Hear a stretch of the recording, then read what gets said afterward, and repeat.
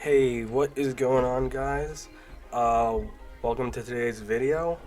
This is awkward because I haven't really done a video like this style, I guess, because well, I have one planned, but it's taking a while to make because I haven't been able to finalize my ideas and stuff.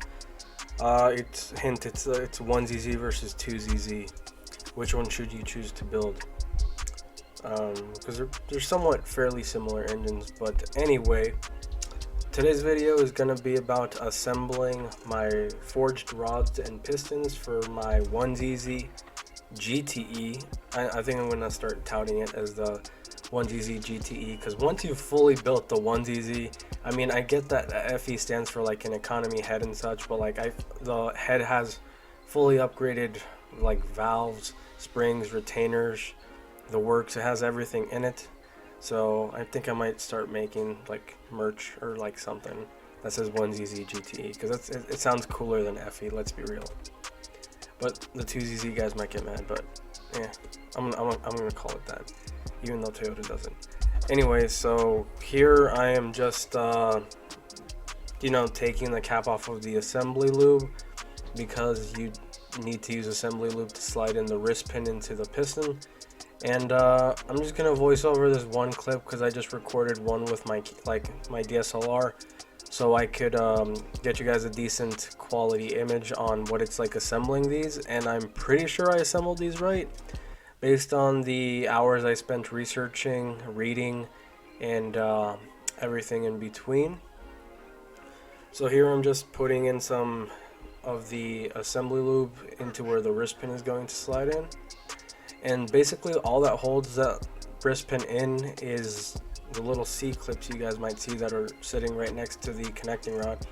And they slide in fairly easily. You kind of just need to like put in one edge and like rotate it a little bit, and it'll snap into place. You should probably be able to hear it at one point.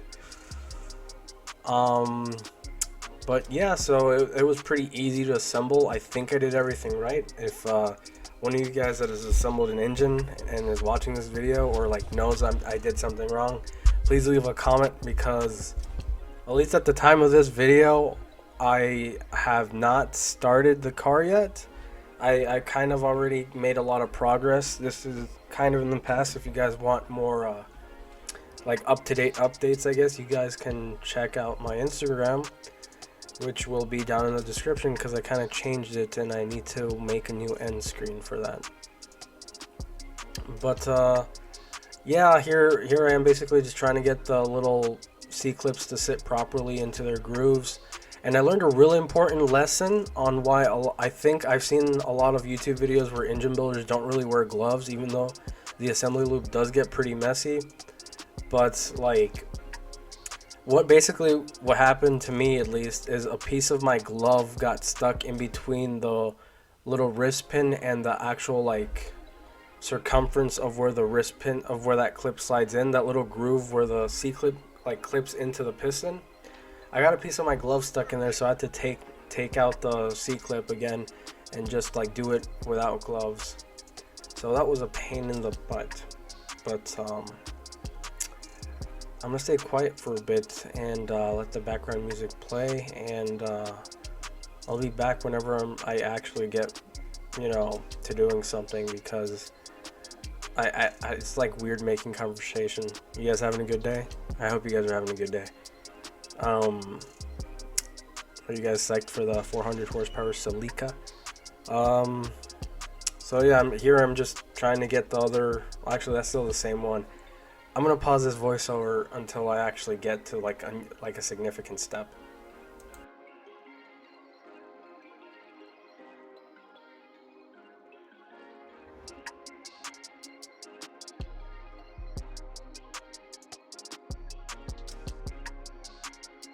Side note, I would like to add, I really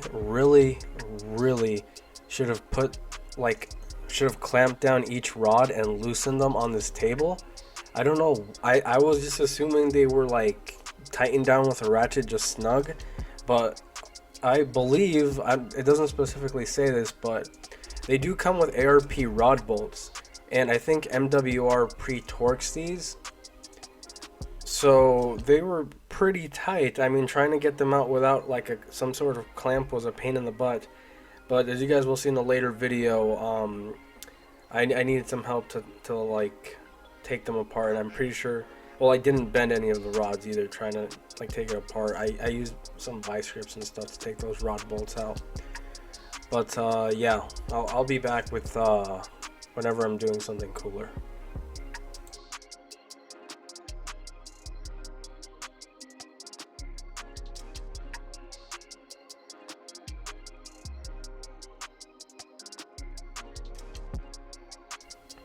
And here I'm just I'm not assembling it, but I'm just making sure it's well lubricated, like a little too much. This is kind of awkward, man. But you know, you got to make sure the wrist pin is well lubricated, because that's your pivoting point for the piston basically, and it's what's holding the piston to the rod. So I don't want one of those to go flying out of cylinder, whatever the cylinder was that this went in. And lubricating, I'm lubricating the heck out of everything, and hopefully everything goes well whenever it does start. So yeah, I mean, assembling a rod and piston assembly isn't hard. It's a fairly simple thing. I mean, all it's mainly composed of, as you can see on the table, is like the two C-clips that were there, the wrist pin, the rod, and the piston. And I mean, I guess your ring's on there too, but I mean, that's another video. You guys will see that process too.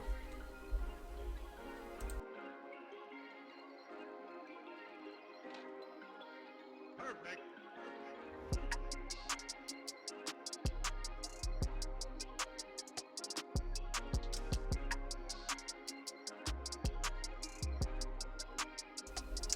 Alright, so here's something to note. I mean, if you guys are also building a 1ZZ GTE, or I mean, I guess converting it into a GTE, but or if a 2ZZ, I believe, I'm not entirely sure, but I'm pretty sure. This isn't OEM, so like you can't really follow the manual's instructions, because for example, the bearing tags, or the little indentations in the rods, they're supposed to go forward facing the intake side on the 1ZZ. And I know this because I messaged MWR and asked them, and they told me which orientation it goes in. And also I kind of figured that out because that's the way the OEM ones were, but like I googled it and I couldn't find anything on that. It just like a lot of search results came back saying basically that one of the chamfers in the rods was like a little bit wider than the one on the other side of the rod. That wasn't the case in this. They're like 100% symmetrical. So that's how I oriented the rod when I actually did put it in, and I kept that in mind when I was assembling the rod and the piston. And the little grooves for I believe that's for the intake valves on the piston, are supposed to go facing to the front of the engine towards the intake side as well. So that's the way I assembled them. And I just had both of them facing forward towards the intake side, and that's how you're supposed to orientate them, I believe. I hope, fingers crossed. I mean, according to MWR, that's they should know that's the way they said it's supposed to go. And according to my disassembly video, I saw that the little indentations, or they're not indentations, but the little cuts in the pistons are oriented towards the front, like when you pop the hood and you look at the engine, yeah, towards you basically. I would say front of the engine too, but I mean, if it's transversely, you know, if it's a transverse layout, then the front of the engine would be like the timing cover and stuff. But anyway, yeah, so assembling them wasn't too hard. I mean, I'm basically wrapping this piston up. It only took me about 13 minutes total to put together, so it wasn't too bad. And there should be at least a little bit of play, which I mean, I'm not sure if this was significant play. There was a little bit of play when you finally put the whole thing together, as you guys will see in just a bit. Actually, this is me trying to take my the little piece of the glove that I left inside of there, because ripped off of my glove, and you can't have gloves in your engine, otherwise that's potential catastrophic engine failure, man.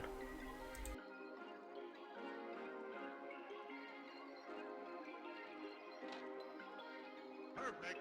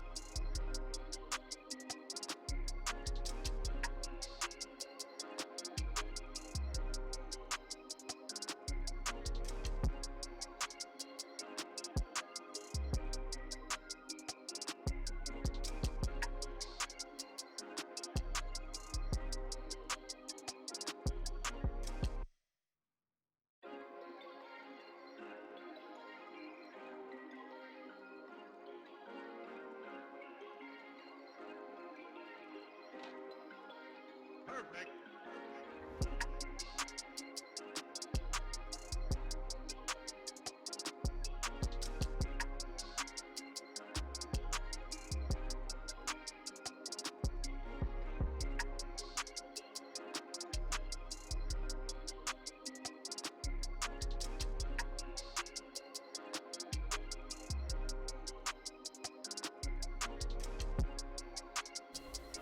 Alright, here we go. As you guys can see, that there's a little bit of play. It's significant, but like not that significant.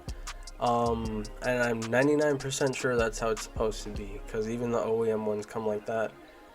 And I believe so a lot of, I think Wiseco actually says there should be too. And I mean, almost every rod and piston assembly has some sort of horizontal movement. Alright, now we just got 3 more to go, and obviously I just did one like slowly in like real time and didn't speed it up, so you guys, in case you were interested, saw how I assembled it, and just wanted to show you guys how I put it together. So if you liked it, like it, leave a comment down below. If this is your first time tuning into the channel, go ahead and subscribe if you like it. Try to upload as much as I can, but I am a very busy engineering student. But we're almost done with the build, so stay tuned, guys, and enjoy the following time lapse. Perfect.